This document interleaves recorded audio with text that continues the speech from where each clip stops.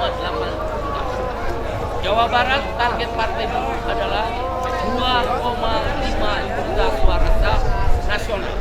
Hasil survei daripada internal Partai Buruh, di mana survei hanya menanyakan pada buruh anggota federasi, buruh anggota serikat pekerja tingkat perusahaan, buruh yang masih bekerja tapi dibina oleh Kemenaker dalam pendidikan, dan buruh yang belum bekerja.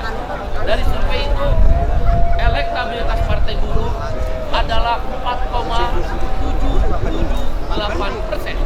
Artinya, Partai Buruh yakin dengan memulai kampanye perdana di kotanya Partai Buruh akan lolos elektabilitas 4,77%, lolos dari parliamentary threshold, masuk ke Senayan, Kabupaten Karawang, Kabupaten Purwakarta, Kabupaten Bandung Raya, Batam, dan kota-kota besar lain. Kami akan punya satu fraksi di kabupaten kota yang bersangkutan.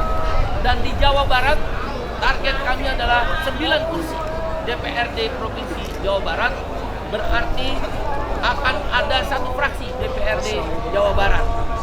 Kami berkeyakinan di Jawa Barat 4 pilkada akan dimenangkan oleh Partai Buruh. 1 kota Bekasi, 2 Kabupaten Bekasi, 3 Kota Cimahi, 4 Kabupaten Bandung Barat. Kami akan merebut wali kota dan bupati. Ini adalah basis. Kalaulah ada survei yang umum, itu menanyakan pada penduduk.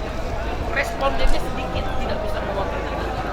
Turbulensi politik akan terjadi di 14 Februari 2024. Partai Buruh akan lolos parliamentary. Bila mana Partai Buruh lolos parliamentary threshold dengan izin Tuhan, maka yang pertama kami lakukan adalah menghapus Omnibus Law, Undang-Undang Cipta Kerja yang sangat tidak manusiawi, outsourcing seumur hidup, tanah dirampas, impor merajalela, upah murah, buruh perempuan tidak dilindungi ketika mengambil cuti haid dan cuti melahirkan. Tenaga kerja asing bisa bekerja unskilled worker atau buruh asing. Partai Buruh adalah partai kelas. Maka Omnibus Law, Undang-Undang Cipta Kerja pasti akan kami hapuskan. Upah akan kami naikkan 15%. 12 juta hektar tanah akan dikembalikan pada petani dalam program reformasi agraria atau land reform. Impor akan kami jadikan perlawanan anti impor, termasuk akan rencana 3 juta ton impor beras. Partai Buruh anti impor. Tidak harus kedaulatan pangan, bukan food estate, tapi kedaulatan pangan, bukan ketahanan pangan. Kami juga akan memberikan solar dan perahu gratis pada nelayan. Akan ada beasiswa 200.000 setiap tahunnya terhadap anak-anak buruh dan orang-orang miskin. Undang-undang PNS akan disahkan, guru dan tenaga honorer akan diangkat PNS. Yang paling penting, 5 jaminan sosial kami janjikan kepada rakyat, termasuk kaum buruh. Jaminan makanan, haram hukumnya orang kelaparan di negeri yang kaya. Janji kampanye kami, bila mana Partai Buruh masuk ke dalam Senayan, akan kami berikan tunjangan makanan, bukan makanan, tunjangan makanan. Masuk ke ATM setiap keluarga miskin, 27,7 juta orang, katakan 30 juta orang, miskin mendekati miskin, kali 500.000 rupiah setiap bulan seumur hidup akan mendapatkan tunjangan makanan. Anggarannya cuma 180 triliun, tidak sampai 300 triliun. Bukan makan matang, tapi tunjangan makan, tunjangan pendidikan, tunjangan perumahan, guru PNS, TNI, Polri, dan guru swasta, dan orang-orang tidak mampu begitu pensiun punya rumah. Sekarang orang tidak bisa beli rumah, termasuk prajurit TNI dan Polri, termasuk PNS dan kemudian tunjangan air bersih dan air, tunjangan pengangguran. Buruh-buruh yang menganggur akan diberikan tunjangan dalam bentuk unemployment insurance. Itulah janji politik partai demi mewujudkan welfare state. Bekasi adalah tanah kelahiran partai. Dari Bekasi, partai akan merebut Indonesia menjadi penyeimbang partai-partai kapitalis, partai-partai kelas muda, partai-partai orang kaya. Maka penyeimbangnya adalah partai. Demikian hari ini hadir puluhan ribu buruh dan sebagian masih keliling-keliling, dan di hari-hari ke depan kami akan masuk di kantong-kantong suara-suara atau lumbung-lumbung suara daripada partai buruh. Pasti ada 7,2 juta berdasarkan survei internal partai buruh, 7,2 juta orang buruh dan pekerja memilih. Demikian, terima kasih. Target suara Jawa Barat, Partai Buruh menginginkan 2,5 juta suara sah. Karena ini Jawa Barat adalah kawasan industri terbesar di Asia Tenggara. Untuk Bekasi ada 6 atau 7 kawasan industri dengan jumlah buruh lebih dari 1 juta. Partai Buruh pasti menang. Tidak mungkin tidak. Lawan politik uang, tegakkan pemilu jujur dan adil, dan jalankan pemilu yang bersih. Nanti kawan-kawan bisa wawancarai siapa yang membayar mereka datang. Semua membayar uang. Demikian, Jawa Barat pasti satu fraksi. Kami akan rebut tadi selain wali kota Cimahi, wali kota Bekasi, Bupati Bekasi, Bupati Bandung Barat. Kami akan rebut Gubernur Jawa Barat atau Wakil Gubernur Jawa Barat dari Partai Buruh bulan November Pilkada 2020. Demikian, terima kasih.